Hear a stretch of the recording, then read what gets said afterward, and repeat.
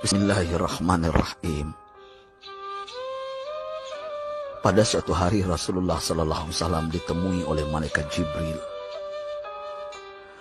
Rasul pun bertanya, "Ada apa wahai Jibril?" Jibril menjawab, "Wahai Muhammad, sesungguhnya hari ini Allah Subhanahu wa Ta'ala sedang mengobarkan nyala api neraka, dan seluruh para malaikat amat ketakutan. Mereka tidak tahu harus bagaimana. Untung aku ingat," kata Jibril, "bahwa engkau Muhammad adalah sumber cinta dan sayang Allah Subhanahu wa Ta'ala kepada alam semesta. Dengan alasan itu aku kesini, bertabaruk mengambil berkah dengan cinta Allah kepada dirimu, ya Rasulullah, ya Muhammad." Rasulullah terdiam beberapa saat, kemudian bertanya lagi, "Wahai Jibril, ceritakan padaku bagaimana neraka itu sesungguhnya." Jibril menjawab, "Wahai Muhammad, neraka itu bagaikan lubang-lubang yang terdiri dari 7 tingkat. Jarak antara satu lubang dengan yang lain ialah perjalanan 70 tahun. Lubang paling bawah adalah lubang yang paling panas." Nabi SAW meneruskan pertanyaannya, "Lalu siapakah penghuni lubang-lubang neraka itu, wahai Jibril? Sampaikan kepadaku, Jibril." Jibril menjawab, "Lubang yang paling bawah diciptakan untuk orang-orang munafik. Lubang yang berikutnya untuk penyembah berhala. Lalu untuk penyembah bintang dan matahari." Jibril terus menerangkan penghuni tingkatan neraka hingga lubang yang kelima, tempat umat Yahudi, dan yang keenam dihuni oleh umat Nasrani. Setelah menjelaskan penghuni 6 tingkatan neraka, Jibril diam cukup lama. Rasulullah SAW penasaran dan bertanya kepada Jibril, "Wahai Jibril, siapakah penghuni neraka yang ke-7?" Jibril diam saja tidak menjawab. Rasulullah SAW mengulangi pertanyaannya, tapi Jibril tetap diam. Rasulullah tambah penasaran dan mendesak Jibril agar dijawab pertanyaannya. Akhirnya Jibril pun berkata, "Umatmu, wahai Muhammad, mereka itu para pelaku dosa besar di kalangan umatmu, yang dimana sampai mereka mati belum sempat bertaubat."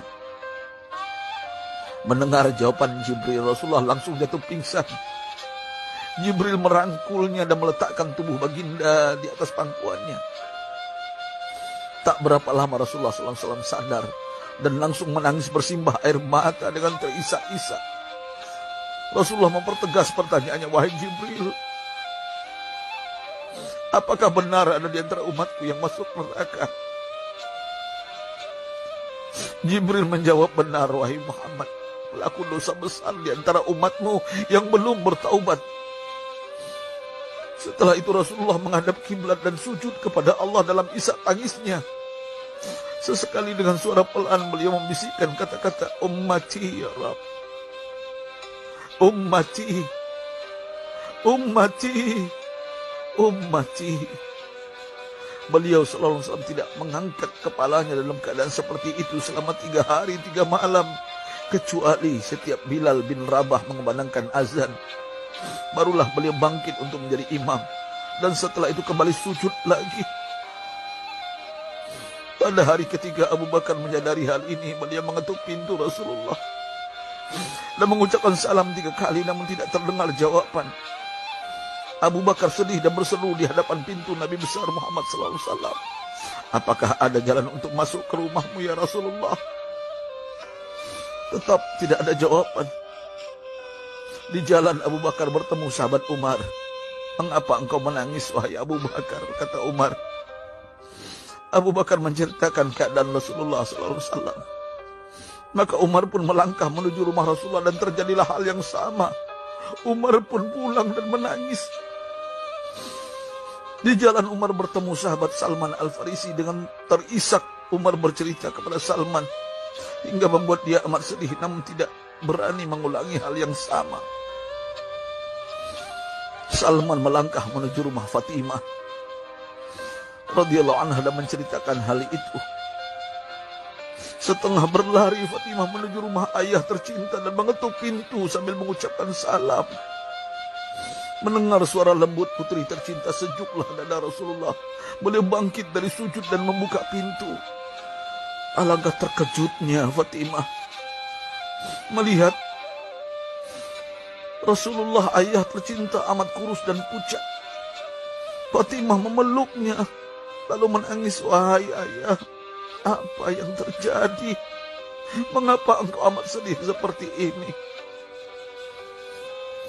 Rasulullah kembali menangis dan berkata dengan suara lirih, wahai Fatimah, belahan jiwaku, bagaimana mungkin aku tidak sedih sedangkan Jibril mengatakan akan ada kelak umatku yang akan masuk neraka. Subhanallah, betapa besar cinta Rasulullah kepada kita umatnya. Sahabatku, Rasulullah mencintai kita. Antaman ma'aman ahbabta, engkau akan berkumpul dengan orang yang kau cintai. Mari kita mencintai baginda Nabi besar Muhammad SAW yang mencintai kita umat yang tidak rela kita masuk neraka. Mari kita mencintai beliau dengan berselawat. Sahabatku, sampaikan, Rasul mengajarkan kepada kita, man dalla ala khairin falau mislu ajri fa'ili. Siapa yang menunjukkan kepada kebaikan, maka dia akan mendapatkan pahala seperti orang yang mengerjakannya. Mudah-mudahan ini menjadi pahala jariah bagi kita.